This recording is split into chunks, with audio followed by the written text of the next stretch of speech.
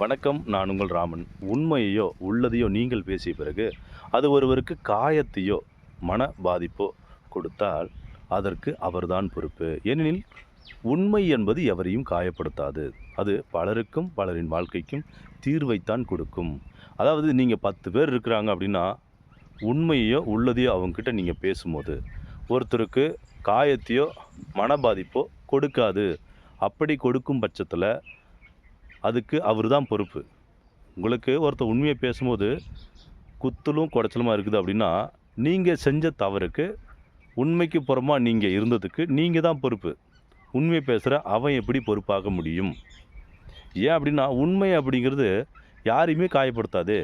உண்மைக்கு புறம்பா செயல்படுறவங்களுக்கு அது காயத்தை கொடுக்குது அப்படின்னா, அது காயமோ அல்லது மனவலியோ கிடையாது.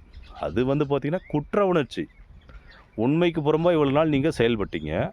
அந்த உண்மையை பார்த்திங்கன்னா ஊருக்கு அவர் எடுத்துரைக்கிறார்.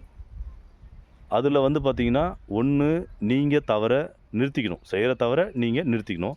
இல்லாட்டி உண்மையை பேசுகிறேன்னு விட்டுட்டு போயிடணும்.